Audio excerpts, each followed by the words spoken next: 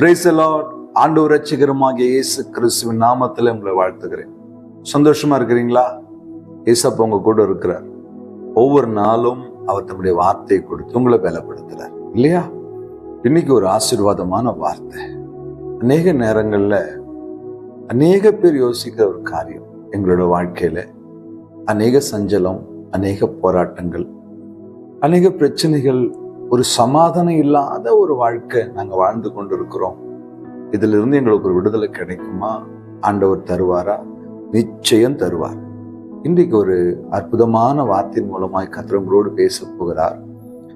ஏசாயா 35 அதிகாரம் 10 வசனத்தின் கடைசி பகுதியை வாசித்து நாம் ஜெபிக்க போகிறோம். நித்திய மகிழ்ச்சி அவர்கள் தலையின் மேல் இருக்கும், சந்தோஷமும் மகிழ்ச்சியும் அடைவார்கள், சஞ்சலமும் தவிப்பும் ஓடிப்போம். நித்திய மகிழ்ச்சி இந்த வார்த்தை கேட்கிற உங்கள் தலைமேல் இருக்கும். மகிழ்ச்சி அவர்கள் வாழ்க்கையில உண்டாகும், சமாதானம் உண்டாகும். எல்லாவற்றுக்கும் மேலாய் இதுவரைக்கும் இருக்கிற சஞ்சலமும் தவிப்பும் ஓடிப்பாகும்.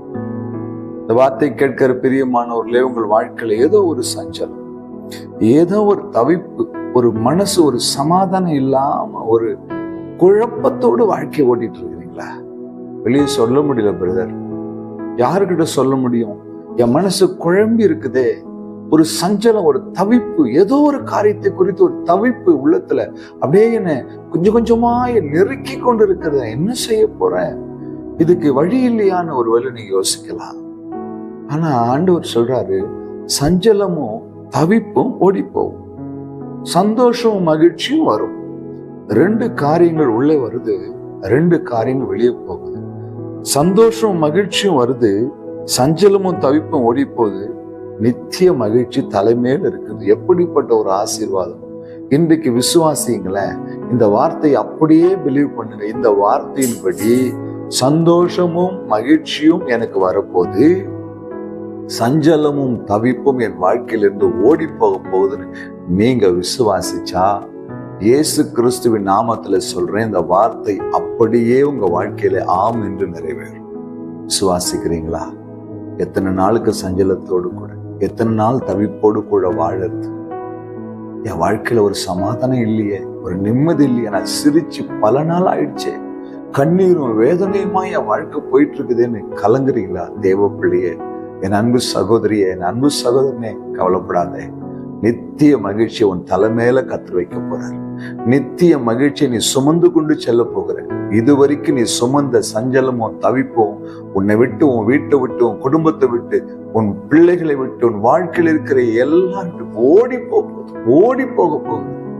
ஏன் தெரியுமா? நிறைவானது வரும்போது குறைவானது ஒழிந்து போகும்.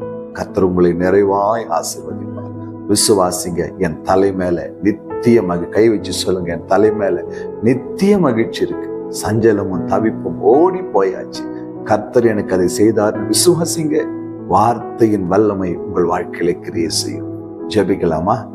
அன்பும் இரக்கமுள்ள நல்ல தகப்பனே, வார்த்தைக்காய் ஸ்தோத்திரம்.